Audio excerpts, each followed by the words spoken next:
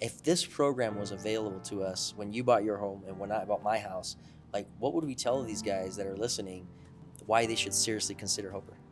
Certainly for anyone who's trying to get to a point where they could be a homeowner, or they've reached that point recently and they're looking at properties and are trying to make that decision, they're going to benefit the most. They're going to feel the most life change after going through the program. Absolutely. You're getting education. You're getting 3.5% of your home price up to 13 grand as a participant of a research project. You're getting a owned solar system paid through your mortgage, and you're accessing tax advantages as a byproduct of going solar. I guess my answer is typically like, let's go as deep as you can possibly go in breaking this program down. And the deeper you go, the more you realize just the value of it.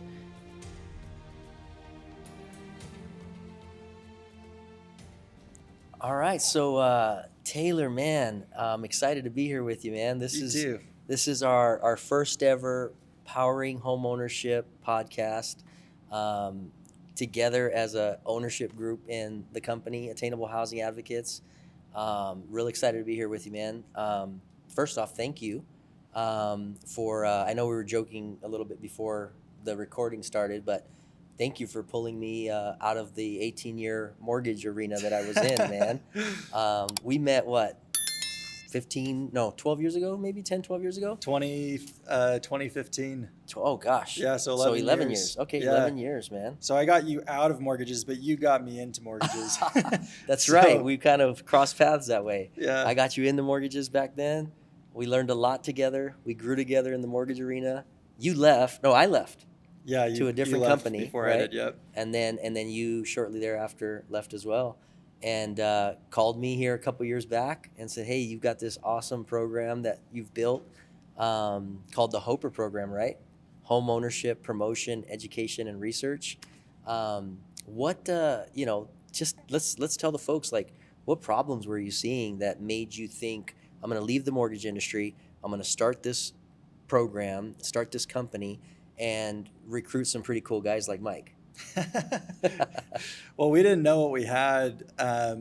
We just saw problems in the mortgage industry, not the industry itself, but for first-time home buyers, or really any buyer who is draining most or all their savings to get into a home. Like, being in the industry, you get a feel for mortgage default rates. Yeah. So who's buying a home and then ends up being in the situation no one wants to be in, where they're losing their home.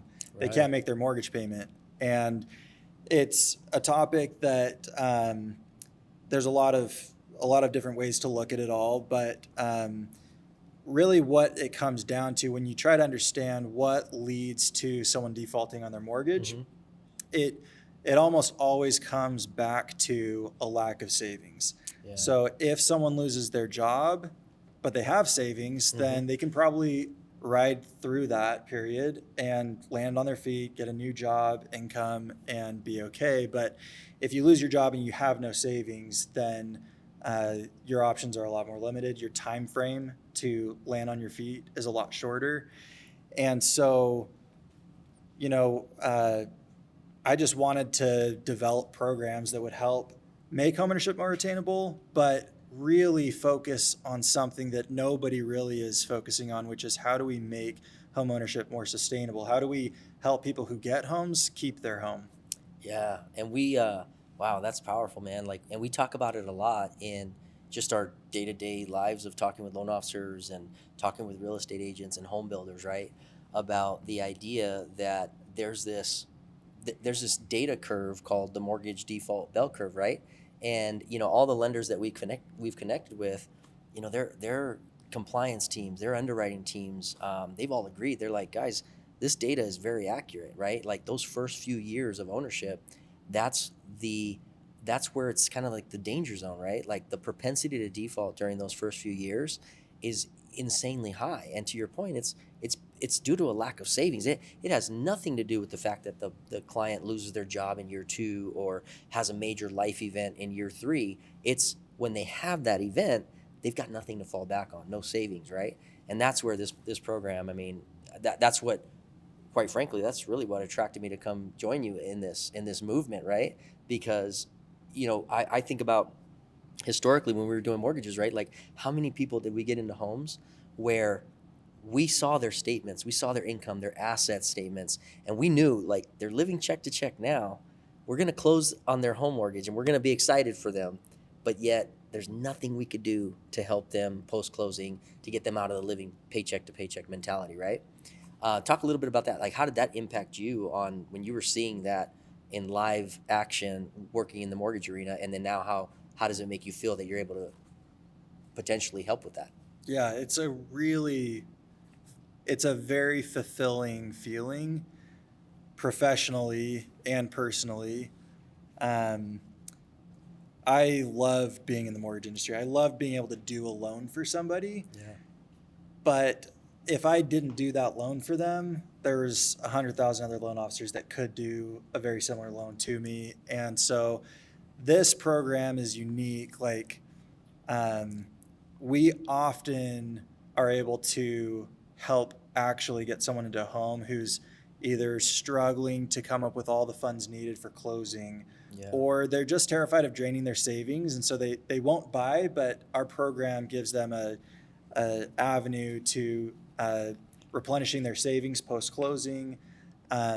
So it oftentimes is the reason that someone's able to buy, and that Yeah. is such a good feeling because nobody else could do it, but also because of the position that it puts the homeowner in. I feel really Yeah. good about the place that this buyer is now in. So my wife and I, 8 years ago, bought our first home, and between cost of living and home prices going up and interest rates going up, it was really hard for us to get over the cash required to close to buy our first home. And Arizona Yeah. has this program called the 5-in-1 program Okay. that we used on our first home. Wow. And this was in like 2018. And when we bought, I thought we were paying an outrageous amount for our house. I think we Wow. paid $320, and Yep. the house is worth $600,000 now. So, like, I'm a huge believer in home ownership Yeah. and the ability that home ownership gives you to create generational wealth. There's no better way to do it. Yeah. And so that is, I feel so good about the fact that we can help people get out of rent traps, be in a really good financial position as they become a homeowner, to get through the first few years and be on a path to create generational wealth for their family. I love that, man. Generational wealth. I mean, I talk about that so much when I'm traveling across the country and talking with, home builders, loan officers, nonprofits, like, and that term is thrown out so much and so consistently that it makes absolute sense. And I mean, I have a similar story in that the first home that we bought prior to the what did they call it? The drawing a blank. The crash. Prior to the crash, we bought our house, right? Like 2008? And like 2007 we bought. And then 2008 and all in 2009 that big old crash happened, but we kept it. And what ended up happening is the market rebounded, and guess what? We built some equity and we're able to sell that.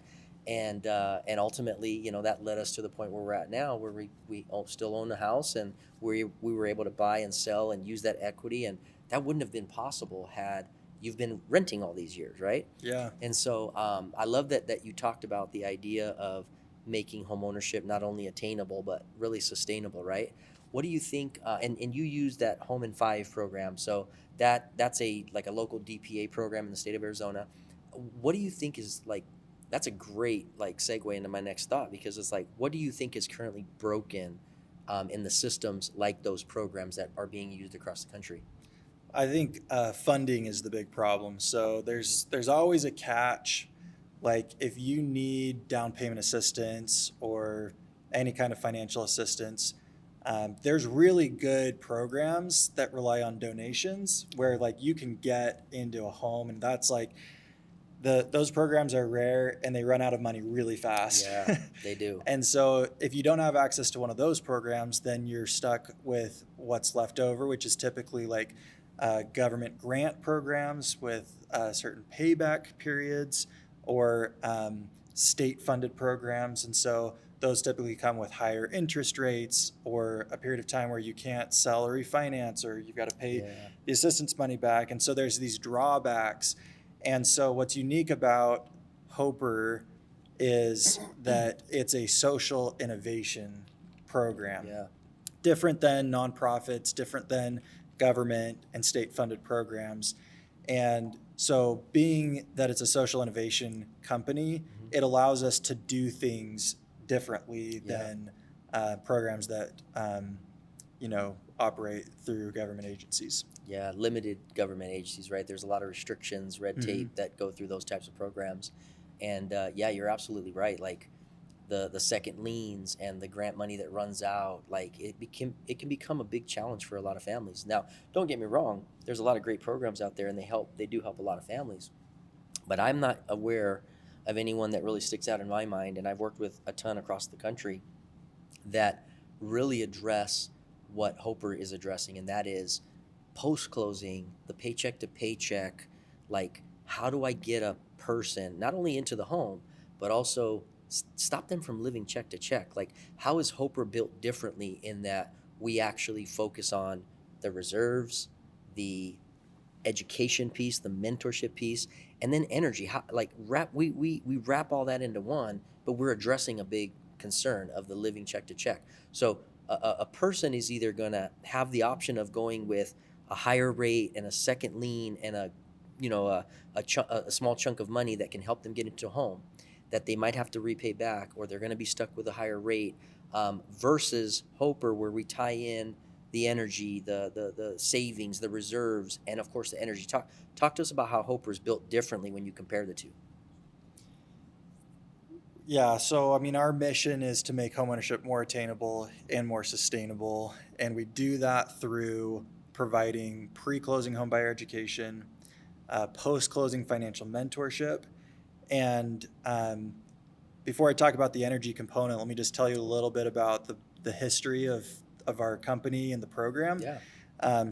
Solar energy was not initially part of our program. When we launched the program, we thought, you know what, let's start a research program that studies the impact that pre-closing home buyer education and post-closing financial mentorship make on someone's ability to succeed on their mortgage. Yeah. We're going to create this really awesome educational course that's motivational, and it's going to change people's behaviors.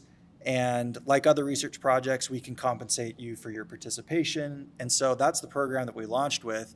And we work with prospective home buyers. We go through the education and the mentorship. And we definitely did see an impact that the education makes. But just like not going to Starbucks a couple times a month and setting that money aside for a safety reserve fund, that's not really moving the needle. And like, if you lose your job, like your coffee money isn't going to save you. That's right. So, well, I mean, Starbucks is pretty expensive. True. So we knew that we needed some additional tool that could move the needle further than just the motivational education. Yeah. And so that's, in our research, we came across solar as a potential tool. It was interesting to us because it's similar to going from renting a home to buying a home, where if you own your energy, you're not renting it from the utility company anymore. Yeah. And so there's some monthly saving opportunity there, and that's good. Yeah. But there's additional benefits, specifically tax advantages that you can claim when you install solar. And your home value increases if you're purchasing and owning the solar. That's right. So it became this really unique tool and mechanism where we saw it as a way to help our participants really kickstart their savings by accessing some tax advantages, lowering a monthly cost that's one of the highest after your home payment and your car payment. Your electric bill is probably your third highest bill. And so when we discovered that as a potential tool, the whole thing clicked and it made a lot of sense. Yeah. And it makes a ton of sense because you're going to have a utility bill, right? Like without Hoper, you're going to have a utility bill anyways. But with you're going to have a reduced energy bill. And that's huge because, to your point, that's the second or third largest monthly expense for a household. And so, yeah, that's huge. I love, obviously, being a part of this, for the past 2.5 years. I've loved seeing how it's evolved, and how loan officers have gotten really creative with the program, right? Like helping more home buyers get into home ownership with it, but just bringing so much value to them, and all those other pieces that those other programs, sadly, they're just not built that way. They're not socially innovative, right? Like they're very limited on funding and government rules and city and state and county regulations and things like that. So it doesn't allow folks to get that additional mentorship and coaching post closing that we're going to provide. And then yeah, with that mechanism of savings, like not only do they get the mentorship, they get some savings every month. And now we can drive really there's I wanted to say we can drive their way of thinking to save more money, right? But there's three times in a person's life that they really start to think about changing their financial spending habits, right? It's when they get married, when they have a child, and when they buy a house. And so we are impacting that very point right there. You're buying a home. This is the largest investment you're going to make. And we want you to make some smarter decisions, right? Oh, but we're also going to give you some tools that will help that make that decision even that much easier. And then the tax incentives, like that's huge, because what we've seen, right, is that buyers will get into the home with the money up front. They'll get through our mentorship. They'll be jazzed up about, oh man, like I want to put some money in savings, right? And to your point, yes, they can shift some budgeting and save some Starbucks money, but then they get that massive tax incentive, and all of a sudden, that's an extra few $1,000s that becomes their emergency savings. And you know, I think you would agree, like that is what really gets us excited about the impact that we're making, because we're not only helping them get into the home, we're also helping them build some emergency savings pretty darn quickly, right? Within the first year, at a minimum. And so, tell us a little. I mean, let's talk about like how we built the program around, instead of assistance and second liens and money you have to pay back, like buyers that enroll in our research project, like they're getting earned income. So talk a little bit about why we went that angle instead of another angle. Yeah. Before I answer that, I just want to double click on something you said about homeownership and savings. Well, buying a home, it's not just the closing. If you've bought a home, you know that it's more expensive than you think, because once you move in, you want to furnish it. And my wife and I were building a home, and so we've got landscaping costs that we're having to budget for, and all these different things. And so, yeah, for a lot of different reasons, like having a reserve after you move into the home, it's just going to make the experience that much less stressful. Oh, for sure. Than if you're draining your savings to get in. So, yeah, it is unique. I don't know any other programs that are set up the way that our program is set up, and I can just tell you that it was intentional to set it up in this way, because it allows the use of funds that participants in our program receive to be used in a lot of different ways. It can be used very creatively, right? So 1099 income, it's very easy for lenders to source those funds.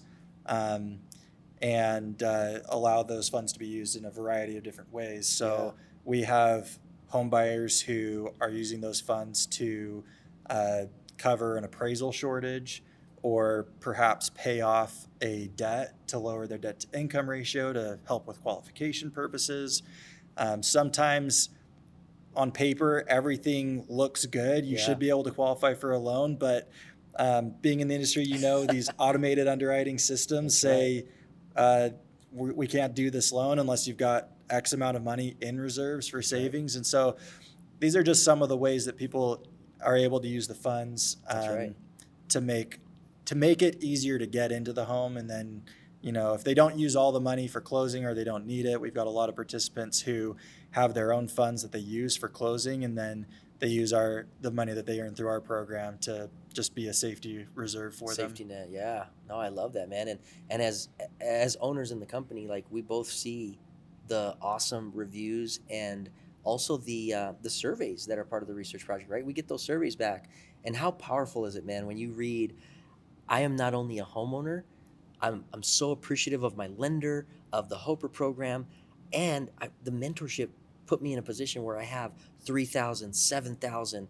We've seen all kinds of amounts on those surveys come back where they're like, I actually have reserves and I'm not spending them on a Disneyland trip. I'm not spending them unwisely. Like they're actually thinking through the mentorship that we're giving them. And that, I mean, for me, that's just super powerful. And I love sharing that story with loan officers and potential home buyers that I come across, right, across the country, because that's the reality. Like, to your point, it makes home ownership so much more enjoyable when you have a safety net there that the program can really provide for a lot of families that we've helped so far, right? It is, yes, absolutely. And like our financial mentorship course that our participants take after they've closed on their loan, we hired some consultants to help us design that course. And we pulled ideas from the millionaire next door and Rich Dad Poor Dad. And it was a really good experience for me to be involved in the process of developing that course. And like, it's a great course for our participants and for homebuyers, but it's really a great financial mentorship course in general that anybody could take. Yeah. It talks about your mindset as you think about money and some of the concepts that you referred to. So yeah, I mean, the reviews that we get online about the program and the education, it's validating. Yeah, for sure. Yeah, I mean the financial literacy piece, the mentorship piece, like I just think about like how impactful it is to families and they actually go through. And to your point, like it it's great for really everybody. And we come across second and third time buyers with our program, right? And even those guys, like they learn that some things that I've heard from participants is like, well, I knew about 60% of that, but this other 40% I learned, or I knew about 80%, but I learned this 20. And I'm like, you've bought and sold homes before. You didn't know this concept. And so it's like, that's really cool. Like we're actually, even a second or third time buyer is actually benefiting from the program. So that's not only from the financial piece, but from the education and the mentor piece, right? So that's super cool, man. So one question that I get a lot when I'm traveling, when I'm talking with loan officers is, why does this sound too good to be true? And I know what I tell them, but what would you say to that when a loan officer or somebody's like, why does this sound too good to be true? Some things are just really good. Like I've never seen a program be such a win for every party involved. Yeah. It's a win for the home buyer because they're getting into a home in a better position. It's a win for the lender because they're able to oftentimes do a loan that they couldn't have done otherwise, That's right. or at least feel good about the position that they're putting this home buyer in. It's better than, you know, taking someone paycheck to paycheck, helping them get into home, and then not providing any tools or assistance. And then it's a win for us because we get to continue our mission of gathering research and understanding the factors that influence loan performance, Yeah. and make a difference for families. So I don't know if that's Yeah. really an answer, but that's what I say. It's just like it really is a win-win-win. It absolutely is. And to your point about helping loan officers maybe find a way to get a deal done that they wouldn't have otherwise, like, man, it's amazing how many loan officers I work with on a daily basis where they reach out and they're like, hey, I've got this challenge, this file that's a challenge to me. Can we jump on a screen share and just kind of walk through and see if we can make it work with Hoper? And man, I don't want to say I'm batting 1,000 on that process, but I feel like I'm batting 1,000 on that thing because I'm helping so many loan officers realize through our program, like we can actually take this family who you were about to decline and actually issue an approval.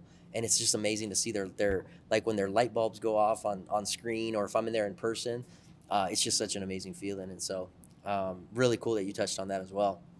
What do you think is the vision kind of long term for Hoper and homeownership in general? How do you see that evolving?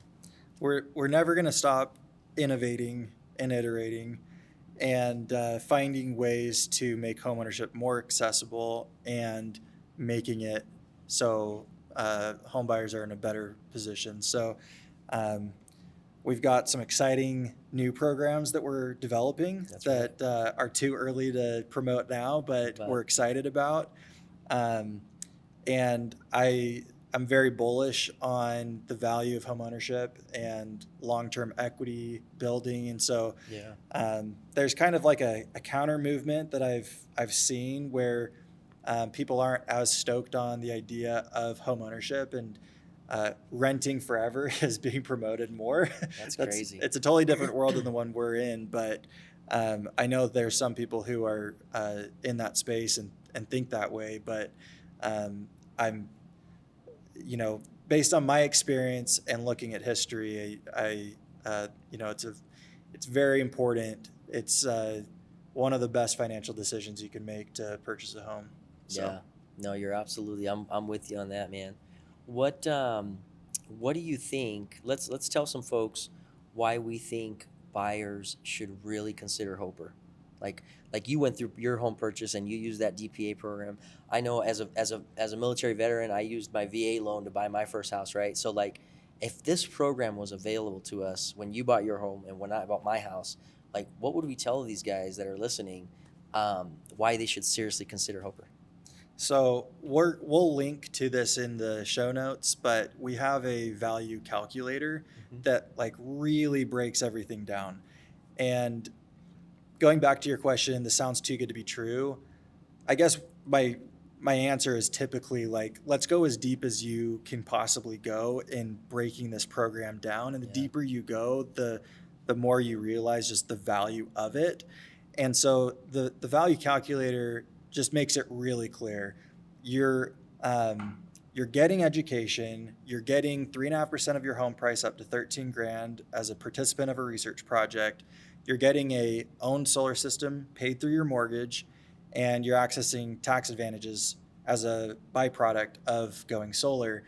So you could be someone who's a third or fourth time home buyer, and you've got savings, and that's not really the demographic that we're promoting our program to, but even that person would be in a better financial position going through our program. That's right. When you look at how it all breaks down. And then certainly for anyone who's trying to get to a point where they could be a homeowner, or they've reached that point recently and they're looking at properties and are trying to make that decision, they're going to benefit the most. They're going to feel the most life change after going through the program. Absolutely. But it puts you in a better position. That's just. Yeah. And one thing you did not mention in your list was the reduced energy bill. Yeah, the tax incentives, correct. right? Yes. The cash, the education, but then the reduction in that monthly massive expense. I say massive because in a lot of markets, like, we're here in Arizona, but we see it all the time, like $700, $900 utility bills out on the West Coast, right? California, big. And we see some other ones that are just as bad as car payments, right? And so yeah, that's awesome. And I don't disagree with you, man. Like when you put our program up against any other assistance program out there, or you just want to take a deep dive and start to kind of peel the layers back and say, okay, there's value there. Oh, there's value there. Wow, there's just more and more value, and it makes absolute sense. And so before we kind of wrap up, like let's tell folks, how do they get a hold of us? Like, how can they reach our team? If they've got questions, if they're loan officers who want to get set up on the program, maybe, what's funny is that a lot of loan officers out there, they have access to the program and they either don't realize that they have access, right? Or they're just like skeptical. So how do you tell those loan officers to get a hold of us? How do you tell realtors to get a hold of us and potential buyers that are maybe stumble across this podcast?